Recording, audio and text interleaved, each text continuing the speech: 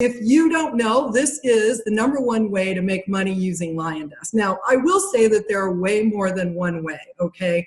From my own experience, I've been using LionDesk for 3 years, and I've got a ton of ideas and ways that I've been making money using it. And so I just wanted to share with you, I think, the #1 way that I have figured out to make money using LionDesk. Now, for those of you who don't know me, some of you have seen me in the forum. I like to share. I love to give away free information. And so when I've got something I want to share it with the whole world. So I am a real estate broker here in the Phoenix area. I am not the broker of my company. However, I do love to share and train.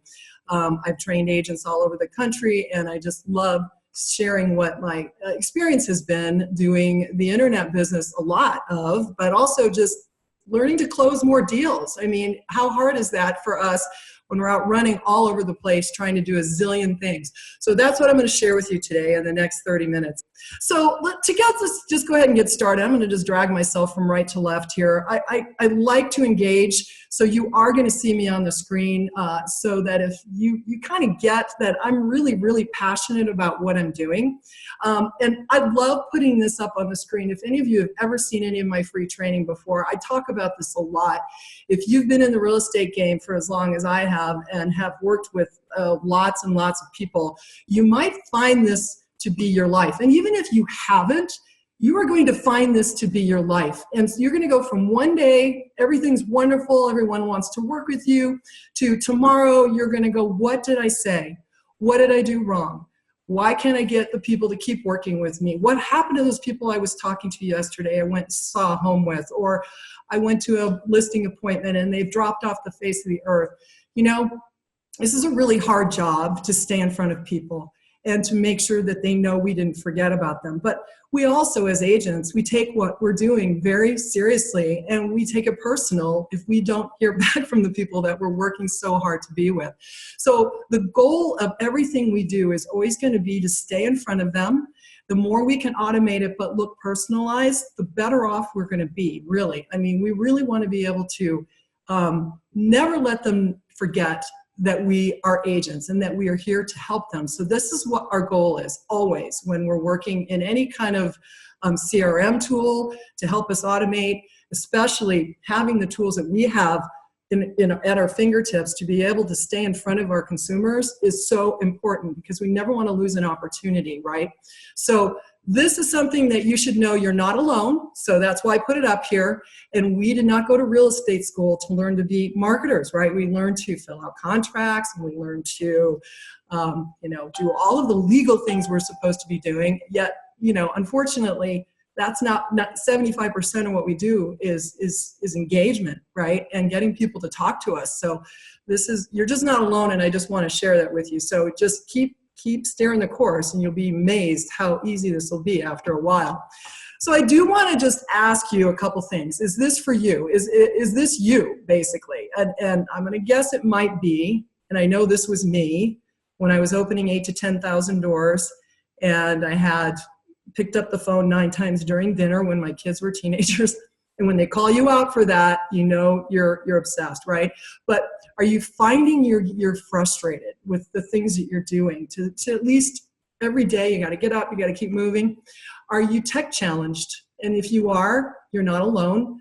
The average realtor out here is in their mid-50s, female. Oh, guess who that is? Yeah. I got fortunate and learned at the time on the internet, so I was fortunate in that regard, but I know most of us didn't learn this way. So if you're tech challenged, that's probably not surprising. Are you confused? Are you finding you're in tools and all of this stuff, the social media, the CRM tools, just setting up drip campaigns? You don't even know where to start? Yeah, well, you're not alone there either. And then I've heard so much from all the training I've done is that we just don't have the time to get ourselves set up, right? So the goal is to make sure that you are set up, but setting aside that time to do it, is that you? It could be. And then, of course, no matter who we are, we always need to close more deals, unless we're just, you know, independently wealthy. If we are, I hope you're not doing real estate because you ought to be out laying on the beach. I know for one thing, that's what I'm doing, trying to get to the point where I can lay on the beach. So if any of these things on the screen here describe you. You're not alone on this either. So just keep steering the course and follow along what I'm going to tell you, because I'm going to try to help you out here. My promise today is to make sure that you learn steps that you can start taking today to start making more money. Now, most of you are here, you've got a LionDesk account, so that's what we're going to focus on, and how can we use our tool in LionDesk to really get better engagement. Okay, so that's the goal today. All right, so I'm gonna just check my phone really quick and make sure that I'm not getting anybody telling me they can't hear me. Okay, just making sure. Give me 1 second. I want to make sure everybody's on, because I'm kind of here by myself right now, and I want to just make sure I'm not losing anybody. Okay, I think we're on live. Pretty sure, yeah. Okay, so whoops, turn that down. Okay, so the next thing, all right, we're going to go on and start learning the #1 way that I think that you can make money using LionDesk, and that is going to be tapping in to your database that you currently have. Now, some of you might start freaking out going, wait a minute, I don't have a database. I don't have a database. Okay, I don't know, hold on a minute. Facebook is deciding to wake up here and tell me that a lot of people are communicating with me. Sorry about that. So some of you might be really worried, hey, I don't have a database, right? I don't know where I'm gonna go. Well, I'm gonna just tell you now, whether you're new to this or you've been doing this a long time, it's going to be really important that you take the information that I'm going to share with you about engagement. So whether you're re-engaging or you're starting to engage, it's going to be really important information. So the first thing is your database is only as good as you can mine it for the hot and warm business. Now, by show of hands or by comments down below, if you could tell me, other than sending out drip campaigns, or maybe you're not even doing that, what are you doing with your database? Okay, is it just a place where you're just storing information? Are you able to get to it and run a search and identify? If you have 1 hour today to do some prospecting, can you get in there and identify who you want to work with? I'm just curious, because I know most of us will set up our databases and have them there strictly just for turning on drip campaigns.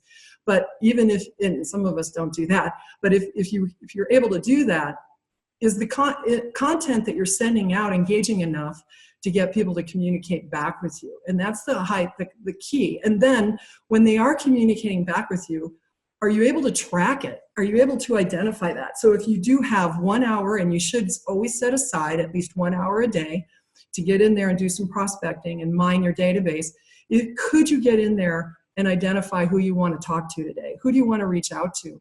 I mean, do you want to spend your time spinning your wheels talking to people that have no interest in anything you're doing? I mean, I certainly wouldn't. But I know one thing is that I want to get some stuff out so that I can start seeing some engagement. And by identifying that engagement, that's the people I'm going to go talk to today, or I'm going to reach out to, or pick up the phone and make a call, right? So the #1 thing that we're going to talk about today to make money is to re-engage your database. Now, a lot of us have leads in there. Prospects, old ones, dried up ones, stale ones that haven't done anything, that haven't responded, or maybe you put them in your database and you haven't touched them, you haven't done anything.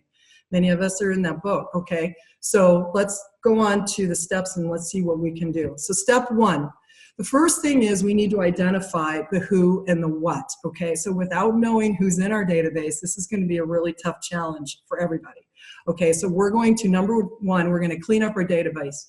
We need to clean it up to identify the 2 most important things within each of our contacts. And believe it or not, we have the ability to do this. It's not that hard. Now, yeah, it's going to take time if you've got a massive database. And I know one thing, I've talked to and trained agents all over the country where there have been times where it might require you to export everybody out, clean them up and bring them back in, because it's easier, right? But if you have any kind of tags or sources or anything like that in your system to be able to identify this, it's going to be a lot easier for you, okay? So the 2 most important things, first is the who, the contact type, okay? So I get a lot of questions in the settings. What do you do in the contact types? I'm going to suggest that you mark them as either a buyer, seller, investor, sphere, agent, or if you're doing vendors, you could put that in here. I'm going to elaborate a little bit more here in a second. So the first thing we need to know, are they buyers, sellers, investor, sphere, or an agent? So if you're a broker or something, you're doing marketing to agents, or you want to market to agents, your listings, and you do want to identify that in your system. The next thing is the what, the status. Now within LionDesk, we have the ability to add statuses in, okay? And I will tell you that if you know both of these things, it's going to be really easy to identify what you want to send and who you want to send it to, okay? Because by knowing these things, you're going to be able to run a quick search and go, okay, all of these people are going to get this, that, and the other thing. Now, is it important that you know the sources? Sure. But is it that important right now when we're trying to just get stuff cleaned up and get something out? At this point, not necessarily, okay? And I'll explain that later on.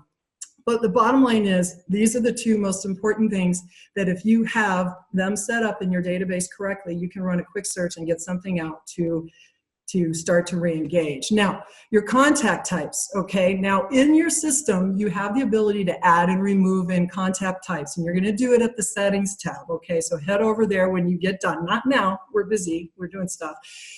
Get into the settings and you can go in and add in your contact types. So when you get into the settings, the contact types are in the bottom right corner, okay? And I want you to add in agent if you're marketing to agents. If you're not, then don't put agent in there.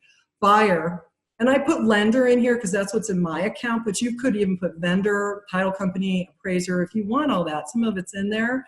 Other than that, I mean, I would clean it up. If you work rental business, put in renter. Seller, put in seller. Now, some of us have somebody who comes to the table and says they're seller and a buyer, right? So what I would say is put in one type that says seller and buyer, okay? And then that way, your goal is to be able to identify that there's somebody who's going to move forward and do something else after the fact, okay? And then sphere. Now in your world, your sphere or your SOI, your sphere of influence is whoever, you know, that is just people that you know. Now, I get a lot of questions about, you know, do you switch the contact types when somebody goes from being a seller to a buyer or the other way around? My suggestion to you is to leave them in the last thing that they were in the last time you work with them. And that's because we're going to be able to identify the statuses within LionDesk. And when we know what the status is, then we know what they were last, right? So if they become a closed seller, we want to leave them that way. If they become a closed buyer, we want to leave them that way. And the reason is because we know we're going to treat a closed buyer a little different than we will a closed seller. But if you go in there and start switching it around from, okay, they're automatically going to turn into a seller just because they bought a home last week, well, that's not necessarily true, right? So we want to leave them in the status they were last. And when we know these two things now, if I go in and run a search for a buyer that's in a closed status, I know that's a closed buyer, right? So that's pretty easy. And I won't confuse myself later going, oh, was that a seller? You know, was that a seller turned to buyer or a buyer turned to seller? You know, don't confuse yourself. Just leave it in the last thing it was. Okay, so you're going to have to go in and now one thing about the statuses, and this is under the contact activity alerts in the settings. So when you go into the settings, it's at the upper right side. Okay, you'll notice over here you see timing. Those timings can be edited. Okay, you can't change the words though. Okay, at this point you're not able to change the words. You can change everything else in the settings, but as far as these statuses, now you're probably going, Patty, what do these statuses mean? Well, let me tell you what I recommend you use these statuses for, okay? New. Well, the reason I use new and leave new as a brand new lead that I've never communicated with, and when I say that, what I mean is, doesn't mean a drip campaign isn't on. It just means we haven't had any kind of interchange yet, right? They haven't wrote me back. They haven't picked up the phone. I haven't been able to talk to them in any way, shape, or form. I can see maybe they're opening stuff, that they're looking at things. They're still a new lead as far as I'm concerned. And one of the reasons I leave it new is because if you're doing inbound leads coming in from like Zillow, it's going to default to new anyway. So you might as well just leave it new until you start to do some communicating with them, okay? Now, when you start to communicate, you're going to be prospecting, okay? So you're going to be exchanging communication at this point, but you haven't yet come to the determination that you're going to be working with them yet, okay? So this is strictly prospecting. Again, there's 10 ways to skin a cat in any system. I'm telling you how it worked for me. and how I've been able to track my business by doing this. So now I know if I go in and I run a search for buyers who are prospecting, I know what status they're in. You know, there's somebody I'm not actually working with yet, right? Now, active. Active are the people that you're actually working with today and that you're showing homes, or you're getting ready to, or you're actively listing their property, or you're getting ready to. So the last thing you want to do is have an engagement campaign going on. You want to turn everything off except maybe listings and market updates that are coming from your MLS, okay, or from your website if you're able to do it. But you want to turn everything else off because you don't want the risk of all of a sudden an email going out tomorrow stating, oh, how's your home search coming? Or, you know, have you sold your home yet? Because that could happen if you have an engagement campaign on that has that stuff in it, right? So we don't want that because it's going to make you look a little screwy. Okay, so we don't want that. So turn everything off and make them active as soon as you start to work with them. Now, future. I'm not a big fan, to be quite honest with you, of ever putting anything in here time-based, because that means that you're going to have to stay on top of that, okay? So I see a lot of people will put a tag in there that says 1 to 3 months or 3 to 6 months. Well, that's great, but in 4 months, and you have a tag on there that says 1 to 3 months or a hotness level, that really doesn't mean anything if you're 6 months out from when you put that to that. Does that make sense? So if you use future, I would only really use it if somebody told me they were more than 2 years out. Otherwise, to me, I'm prospecting them, right? I'm trying to work with them. I'm trying to get them to do something with me.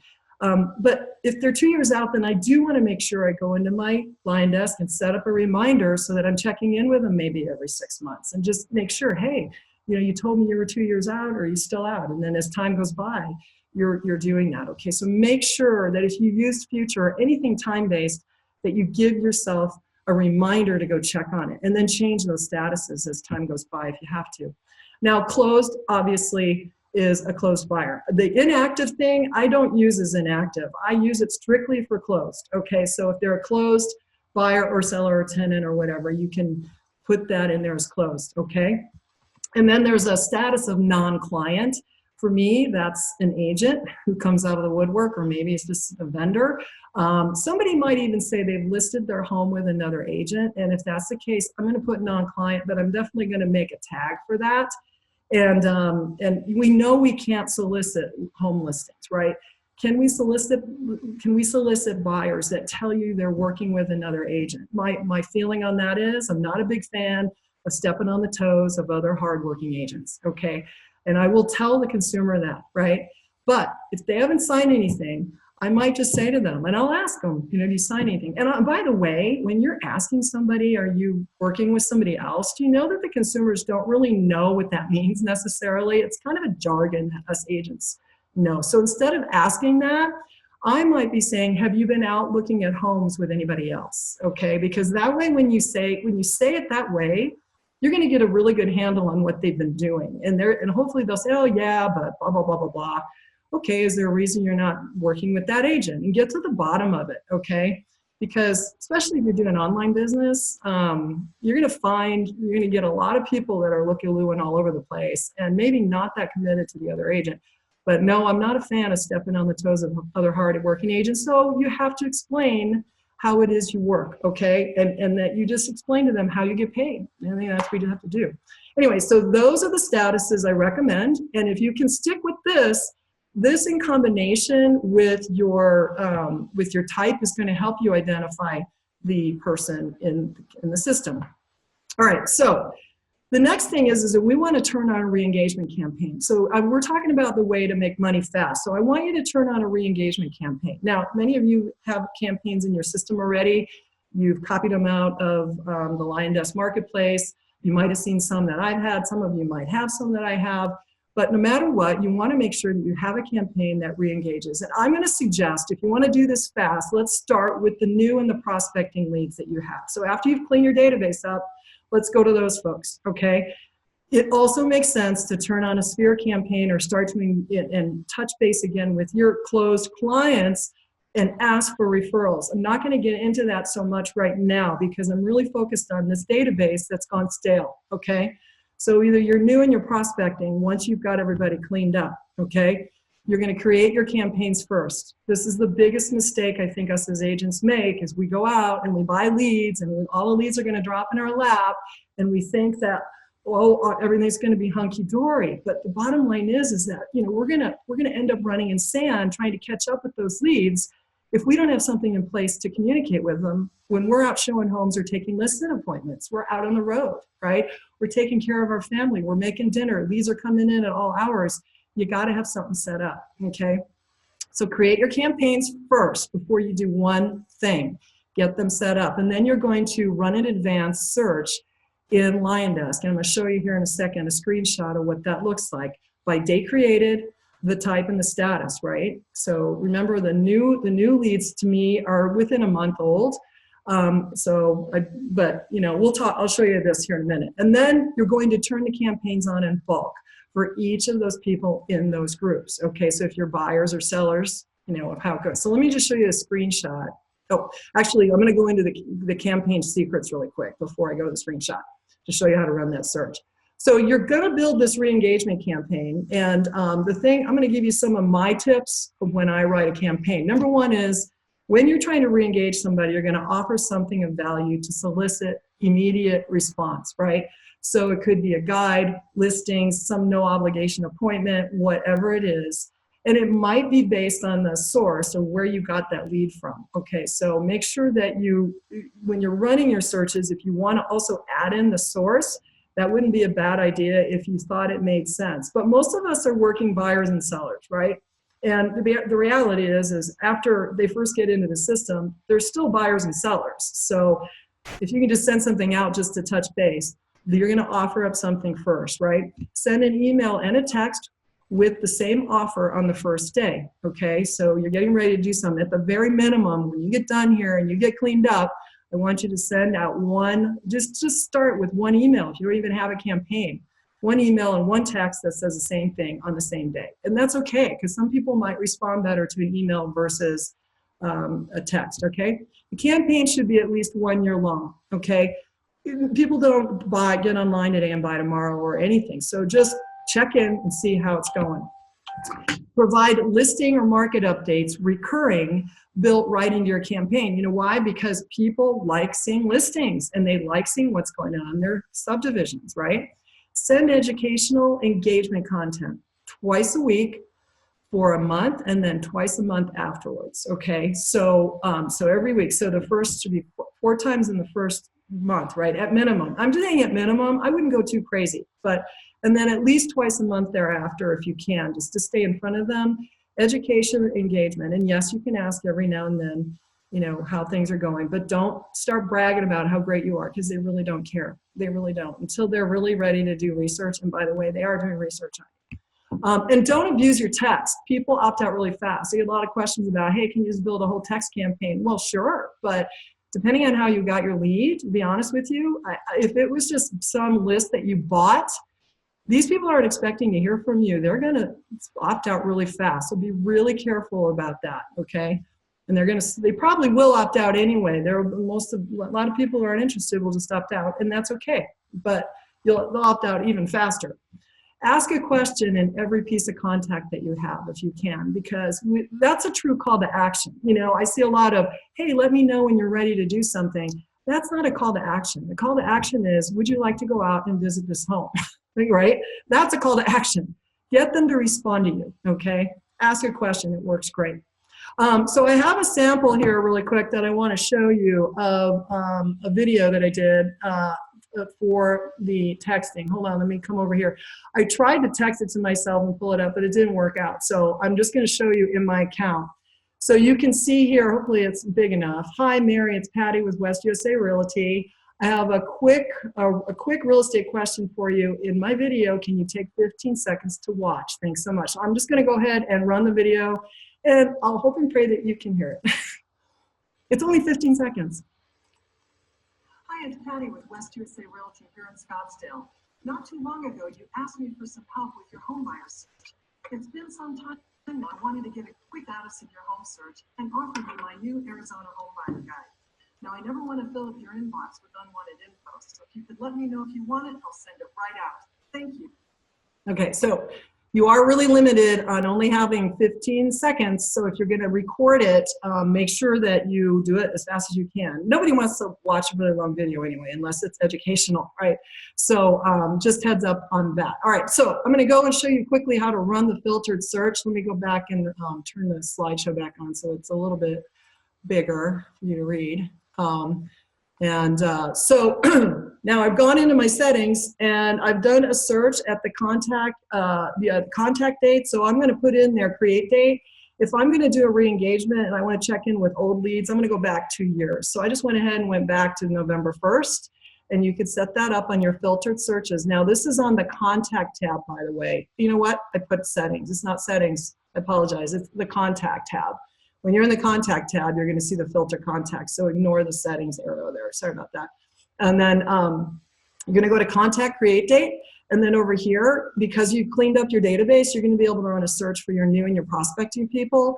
And you're going to choose, in this case, I'm going to send out a re-engagement to my buyers. So just by simply doing this, I pulled up all my old buyers that need some re-engagement. Is it making sense? And you could do it for sellers. And same thing for your sphere people, your close people, whatever you want to do. But right now I'm asking you to get started with just your old stale buyer and sellers that haven't done anything with you, okay? Now, once you get your results pulled up, and you can see I have a little screenshot of some results, I'm on my results page, and I'm going to go ahead to the bulk action drop down and just click on add drip campaign, and then I'm going to add my re-engagement campaign, right? If I had hours and hours right now, I would show you how to build a campaign, but that's for a different day, right? But you're going to have your campaign ready, and you're going to add it. You're going to turn it on, right? Now, remember I said add an email and a text. If you've got a good number of people in here, I'm going to tell you now, you're going to start getting some responses. So be ready. Don't send out like 1,000 of them and then freak out because you've got a really good portion of people writing you back, okay? Because that will probably happen. So don't freak out. And then my suggestion is, I get this a lot, when is a lead dead? Well, I'm going to tell you now, I can't let the campaign run until you have no good contact information anymore for them, or you never did, or the lead says, beat it, you know, or they opt out, obviously. So if they opt out, you want to stop sending them stuff. If they unsubscribe, they shouldn't be getting anything out of LionDesk, okay?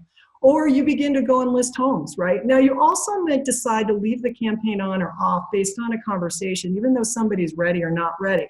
You might choose to switch from one campaign to another based on that conversation too, right? So again, you don't ever want to like dump everybody out of here. If you can put them on a sphere campaign, I would do that, right? Say they already sold or they already bought. Well, they're kind of free game. Put them on a sphere campaign, in my opinion. That way, when the time's ready, they'll be ready. Unless they've told you to not do it, that's a different story, okay? So just make sure that you got that set up, okay? All right, step 3. Now we're wrapping it up because I'm running out of time. Get the appointment and close the deal as fast as speedy as you can. And we're going to do this through responding, okay? So check LionDesk daily updates of who is opening your mail and clicking on your links, okay? Because that's going to be really, really key. What do we know about people who open our mail and click our links? They're probably hotter than the people that aren't, right? So if they're doing that on a daily basis and you're not looking at your updates, you know, then you're wasting a great opportunity to find the hot business. Pick up the phone and get an appointment. Isn't that amazing? People actually, if they give you their phone number, they're expecting to hear from you. So don't be afraid to call, okay? Send listings and market updates. So after you've talked to them, you're going to want to send them what they asked for, okay? So make sure that you do that. Don't promise something and then not do it. That'll turn them off real fast. Keep the campaign running if it's applicable to the conversation that you had, okay? If you're communicating now and they're showing interest, just keep it running if you think it makes sense. Now, there's been times where I've gone in and actually turned off certain emails too that I know I want to leave on, but maybe I don't want to keep asking them how things are going. I can take those out, right? And then keep your status updated in LionDesk. So you're just going to go in and change the statuses to those things I showed you earlier. And then note your history of conversation. That's basically at the contact activity timeline. Okay, when you do that, you're going to be able to track everything. And if you're like me, I had tens of thousands of leads. You guys probably don't want to hear this, but I was mainly a buyer's agent during my earlier part of my career, and I opened about 8,000 to 10,000 doors, you guys, in Phoenix and behind the market. I couldn't track everything. If I didn't do that, I would have been lost. But you should do it anyway. It's good for you, Okay, it's good for you to keep track, because that way you can reference the last conversation you had. And then hotness levels and tags and all of that, if you're able to add those, I would. That gives you one more layer of ability to search within LionDesk, okay? And I get a lot of questions about the best use of tags. I'll have to do that in another training for you, but there are different ways, and I usually will try to track the activity of the consumer in the tag. So if I know they're looking at certain areas. And also, I use the tag to help me tell myself what I did with the lead, because that way at a quick search, I can see, you know, if I pull a big list, I'll be able to tell that I made a call to the person, or I left a message, or I turned on the MLS listings, those kind of things. That's what I would use the tags for. All right, I'm gonna give you one last bonus tip, and then we're gonna wrap this up and go to questions. When you're sending out emails, your from and your subject lines are going to be really, really important, okay? So one of the biggest problems with us not getting good open rates, and I've seen a lot of things going on in LionDesk about, oh, nobody's opening my mail. Well, part of it could be your subject lines. And if they don't realize that you're a realtor, then I'm going to suggest you go into your profile and change your name, okay? And so I've done it. And so anytime you get a mail from me, my from line in my profile actually identifies me as an agent one way or another. So I've given you some examples. This you're going to set up in your from, and you're going to go in your Gmail account and do the same thing, okay? Or your work account, okay? And then your subject line, I always want to talk about homes. Don't just send something out saying, let's have a coffee. You guys, it's killing me. Don't do it. Please, just talk about houses, because that's what they care about, whether it's for sale or to list, their market, their subdivision, whatever. Get smart about it, because they'll open your mail. Trust me, my open rates are massive compared to others because we're sending out such junk. This will help. And then what's the other tip? Do you remember the other tip? You want to ask a question so you can get a response, right? Okay, you're getting the hint? Okay, Q&A. Let me see if I can get out and run to the Q&A and see if I have any. Let's see what's going on in here. Hopefully you guys are still alive. People are listening to me.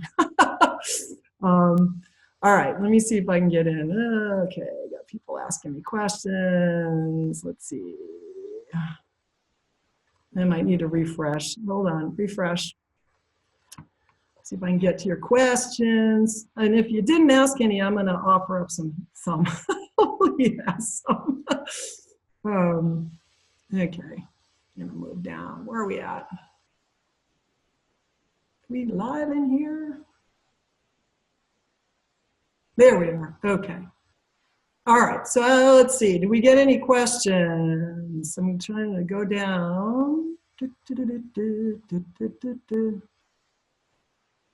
I would think they'd be in here, so I'm not sure if people asked. So I guess while we see if anyone wants to load up any questions, I'm going to answer a couple that I get all the time. Okay.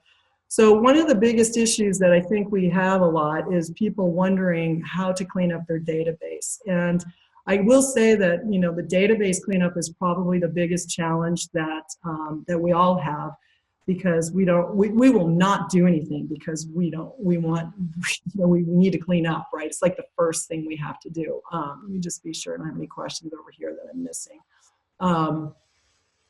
So let me just see. So, I mean, so if you have the first thing you really need to do, if I was you, I would be importing information from in bulk, okay? So if you need to bring it in from some other database somewhere, then I would suggest you bring it in bulk in groups, okay? So if you know you're bringing in closed clients from Zillow, okay, and you've got them in some Excel spreadsheet or some other database that you're trying to clean up, then I suggest that you do it that way, okay?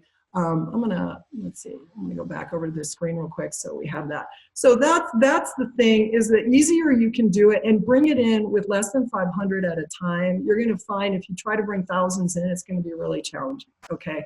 So bring in smaller groups and make them similar, it'll be way easier. And your table that you're building should have the two major things that we discussed earlier. Make sure you have a status, and those statuses have to match up identical to what LionDesk has, and make sure that you have a type, okay? When you have at least those two, and if you're pulling out of the source that you know, then just make sure you've got a column for the source.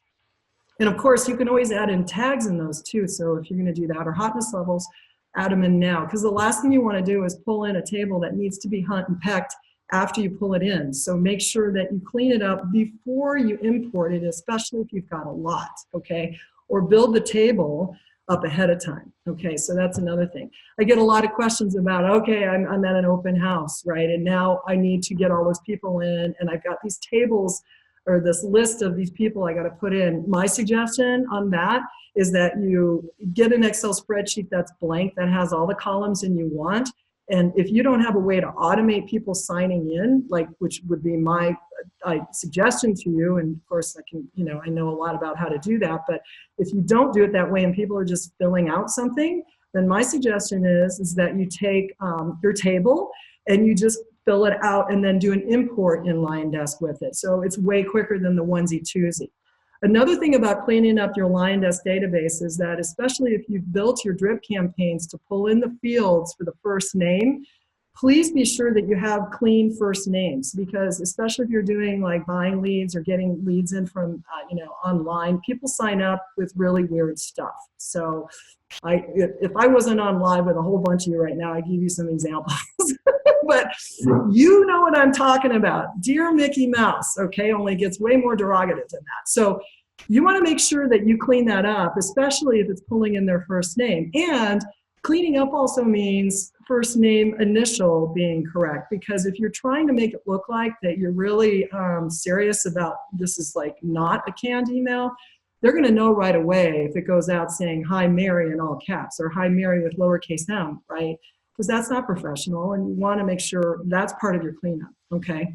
And then as far as your re-engagement campaigns, you're going to have, sure, I get a lot of questions, how do you build them? Yeah, I could, again, a whole class in itself, but you got to be sure that you get your templates built first and go through and get all of the information that you want to get in, and then you build the campaign. And I do like to pull in first name and also put the first name in the subject line, as you saw on this particular screen. This subject line can be pulled in using your fields, okay? So try to do that.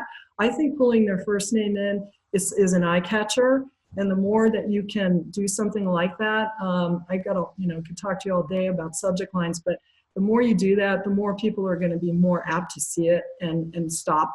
And then, my last tip is, when's the best time to send an email? So I get that a lot. I used to get up in the middle of the night and send emails like in the middle of the night, because it was the only time I could get stuff done when I was a single mom running around like crazy showing home, right? But I don't think sending email in the middle of the night or really, really early in the morning is a really good idea. And statistics show that people will do what when they first get up in the morning? They're going to delete their emails, right? So you don't want your stuff stuck in an email bin getting chucked, right? So what I would suggest is wait until like 10 or 11 o'clock to schedule your emails. And then the same thing's going to happen after lunch. So you really don't want to like send mail right at 12 o'clock or 1, because people are going to go to lunch and they're going to come back and check their email during work, because of course that's what they do. And then you're going to get your stuff thrown in the trash again. If you are one of those people that like to dump everything and clean up, that's your stuff. Now, wouldn't you rather have your stuff trickle in, you know, slow but sure? That's what you know, so if the email's coming in after all the deletings happen, they're probably going to be more apt to see your email and get it read. So ideally, that's my little tips for that.